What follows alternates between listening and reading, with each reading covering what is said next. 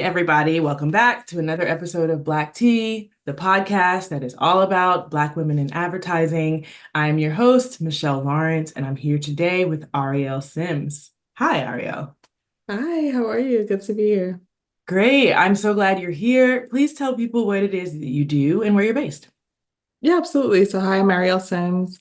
I lead paid social at Digitas North America, which is an advertising agency that's based in Boston or headquartered in Boston.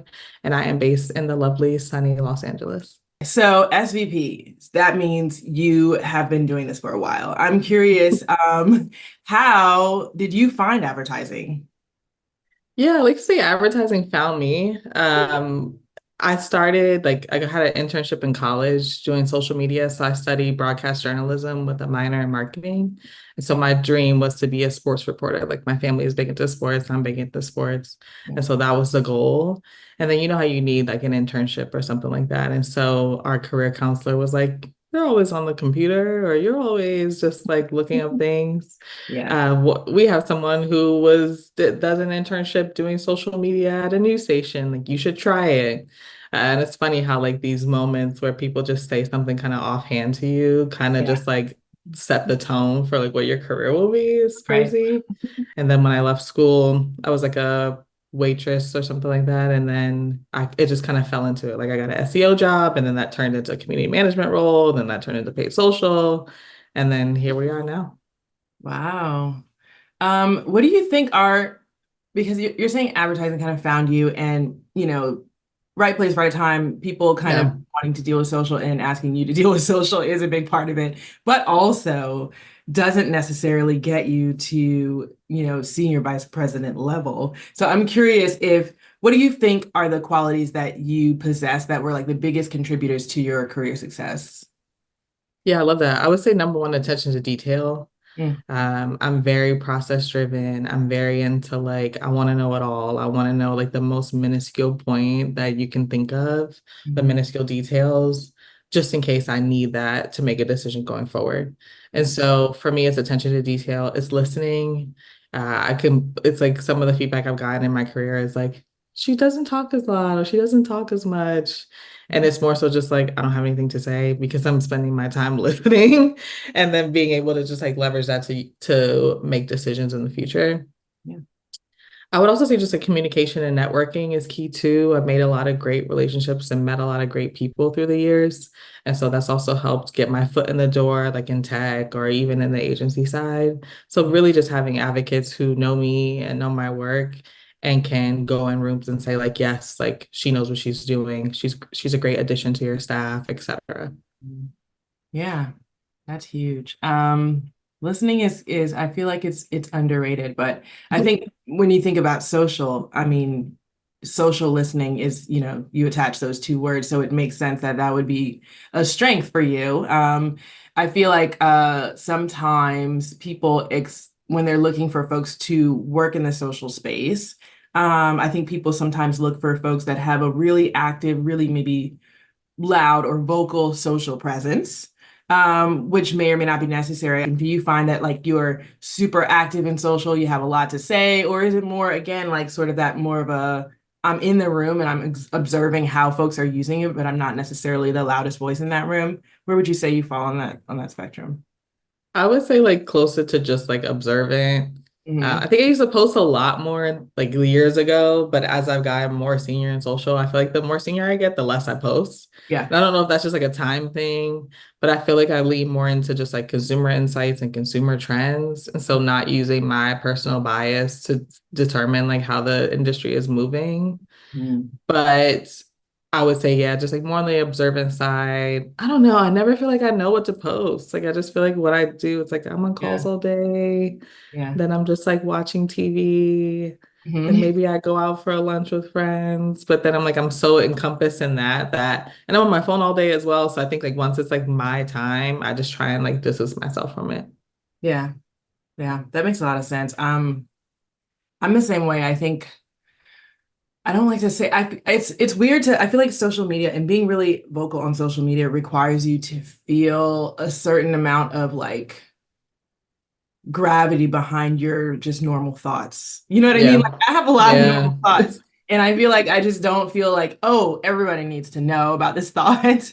But I think that helps just having, I don't know what that quality is called, but feeling like, oh, my thoughts would be like interesting to other people and just having that. Yes. I know it's weird that I'm saying that as I host a show, but I had to be kind of convinced to do this. It wasn't something that I'm like, oh, everybody needs to hear, but it's more for me about like I want people to hear what y'all have to say, what Black women in advertising have to say, and to know that we as a unit are out here and making waves. So it was less about like, and then I got to tell people what I think. You know what I mean? It's just like, it's weird to me to like, I think about that. And that leads me right into thinking about Twitter and just like the dynamics there. Yeah.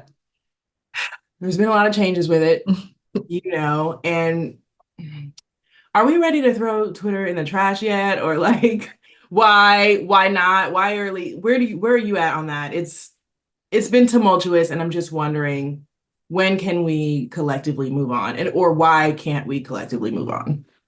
Yeah, I'm gonna take the personal piece out of it, right? As like an Yeah. ex tweet. In general, I think we can't throw away the fact that Twitter still holds a lot of value as to what's happening right now. And Hmm. so if something happens, like I'm in LA, right? So if there's an earthquake, where are people going? They're going to Twitter.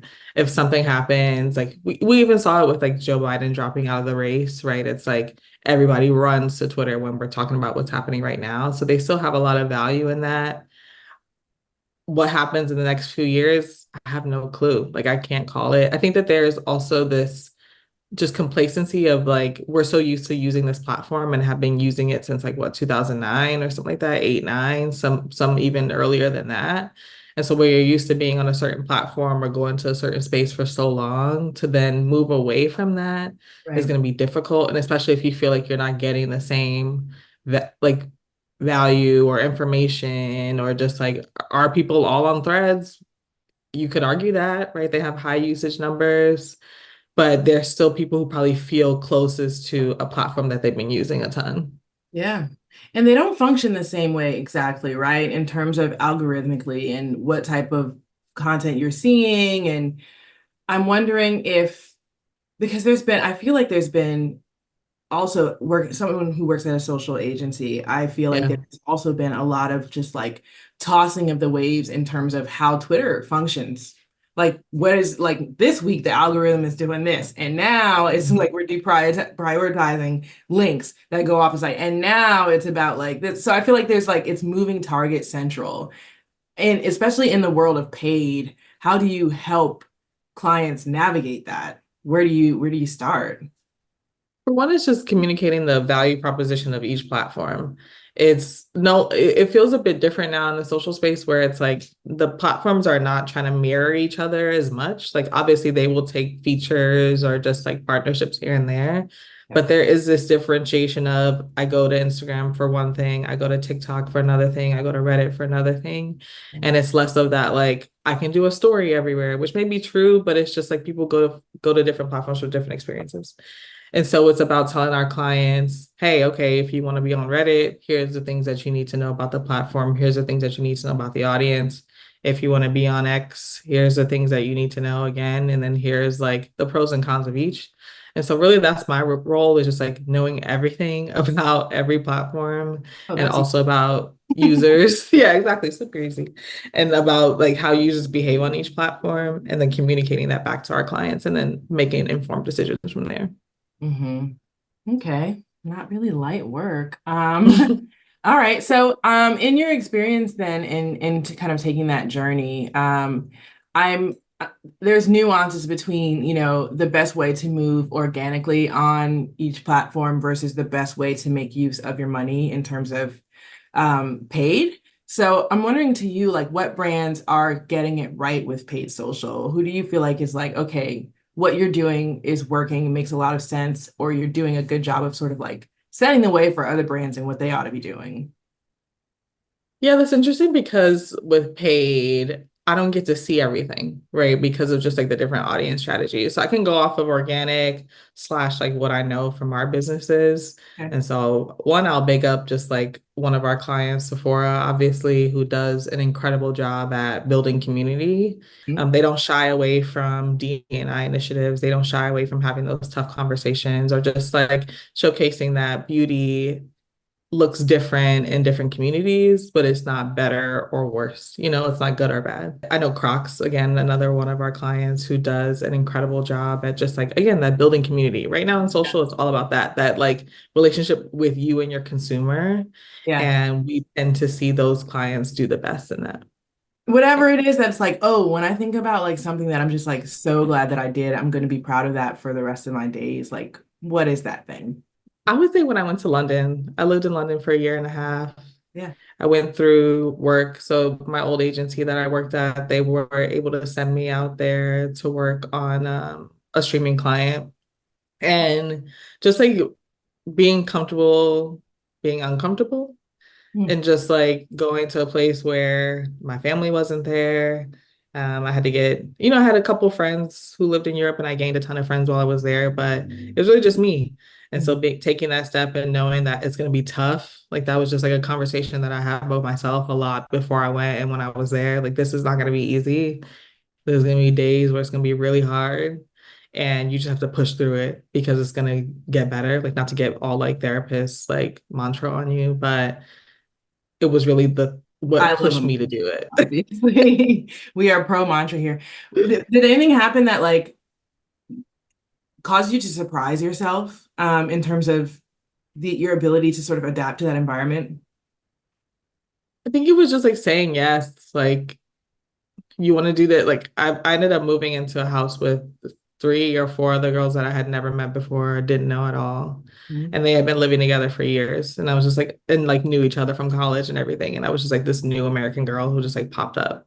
Mhm. Um, And instead of being reclusive, because like I'm inherently shy, like outside of work, and just like I know some of my friends are like, no, she's not, but I am truly like inherently shy.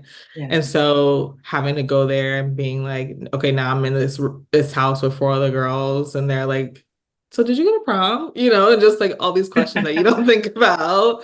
Um, and just putting myself out there, like that was the biggest thing, like just going out there and like making friends and forcing myself to just like again be uncomfortable. I'm also curious if there's any like paid social related work that is like, oof, that campaign, I really did. I ate.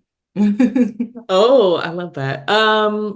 I would say a few. I would say like one, I did a lot of work with Spotify, just like at my old agency, which was awesome. Just seeing how such a like huge change shifter and like culture driven company, how they operate their marketing strategy. So like being able to work with them was incredible. Hmm. Even the work that we do now with our clients. So again, because I sit at like the top-ish of our capability, I'm able to kind of see what's happening Don't across our say different topish. clients. Don't say topish. Don't do that. It's the top. You at the top, girl. Is at the top Price of our that top. capability. Yeah, exactly. Say it. Um, being able to just see what's happening across not just our clients, but also clients within the group, like the Publicis Group Center that we sit with, Yeah. and being able to just like have a slight hand. A lot of my role is partnerships too. And so introducing, like, for example, going back to Crocs, they were one of the first, not one of, they were the first advertiser on Be Real in the US, UK, and Germany, I believe. Yeah. And so being able to help drive that partnership just from like a conversation that I had after a conference that I spoke at, it's just like incredible to see. And it's like playing such a small role in it, but just knowing that like I have my hand in something that is going to always be remembered is awesome. Yeah. I don't think I've ever thought about like paid social on Be Real. Is probably not, but does the paid social have to follow the same format as like posters on Be Real where it's like two camera thing at the same time? I think it can be whatever you make it. I think that's the good thing about just like being first to something. You kind of like you shape how it looks going forward. I don't think they did front and back. I think they just did front, but that's a great idea that I'll write down as well. That maybe we should play into I was that. wondering like how that works with Crocs. Like who's on, is it a person on both sides of the camera? Is it a shoe? Like one No, I shoe, think it's like a that shoe. standard. Yeah, I think it was like a standard ad, but I Yeah. think I like the way that you're thinking. I like the way you're thinking though. All right, you can have that one. It's cool. All right. So I know that you are an R&B playlist enthusiast, and Yeah. I also love that world. I'm wondering if you, let's say you're crafting that perfect playlist, but because this is Black tea, Yeah. what are the top five songs by Black women that have to be on that playlist? Ooh, okay. So I made a playlist for my best friend that was supposed to be like, because she was so behind on like all things music, and hopefully when she watches this, she won't even be able to refute it because she knows it's true. And so I ended up creating this playlist for her, and it just like it's like similar vibe, right? Like that, like women R&B, and then it kind of just like rolled into like old school versus new. So Mhm. I will go one. I feel like we were talking about Ari Lennox, like Whipped Cream, number one. Mm. That's just like such a feel good Ari Lennox song. So I would put Yes. that number one. Okay, going off the top of the head, this would be tough. I would say two, probably like Brandy, I Want to Be Down. Like I'm going real Oh, like nostalgic, I just like love feel that. good. I Yeah. love that song. Yeah. Three, I feel like I need to go older. I feel like I need to go old school. Oh, you know what? I would go Reminisce, Mary J. Blige, number three. Mm. Yeah. Again, like something that you could just belt out in the beginning and then that beat drops and you're just like loving it. Yeah. Okay, I'm gonna go newer. I'm gonna go The Worst, Janae. Okay. Just like classic breakup song that you just Yeah. need, you need that moment. And then number five, I'm gonna go Soon as I Get Home. Oh, I'm waking up to. But can I do a bonus? Anything Okay. SWV is gonna go up there. There's like nine different versions I think of that song. That's the one you're talking about? Hmm. But I feel like there was like also like a really slow version of it. But yeah, SWV, Probably the voices, they are the sisters. They do have those voices. a thousand And that percent. Brandy song. Okay, so let's talk about I Want to Be Down for 5 seconds because Yeah. the fact that she ad libs for like 10 minutes, like she doesn't just do the hook like a couple of times at the end of the song. Like it really is like several minutes of like I've said what I need to say, and now I'm just gonna sing down. Yeah, Yes. y'all will love every second of it. My shoulders immediately just like Right. Like you gotta hit that bank head bounce real quick. Like, yes. Interesting that we did not get a Beyonce song on that list. you know what? I'm so disgusted with myself because you're so right. Oh I no. could do I could do five Beyonce songs off the top, being No, I honest. know. She It's is like like that's her a whole once you open own. that wormhole, it's like, well, the whole Oh my God. Like Renaissance is yeah. still like every Yes. day I'm like, I miss the Renaissance. I need it That's back. same. It's Yeah. just, it's a different stratosphere. I'm Hmm. sorry, Beyonce. I still love you. Appreciate you so much for coming on, Yeah, talking of music with course. me and talking social with me. This has been so fun. I can't wait to see what else you do. You're at the tippy top, but like it's still going up, I'm sure. So thank you so much for coming on Black Thank Tea. I appreciate you. Of you. course. Thank you. And thank you everybody out there for watching Black Tea. We appreciate y'all tapping back in. Please follow us on at Sip Black Tea on Instagram. And also go to musebycleo.com/Black Tea. We have 4 seasons of episodes for you to catch up on if you haven't seen them. So watch and share. Let's get the word out here about what Black women are doing in this industry. And we will see y'all on the next one. Bye.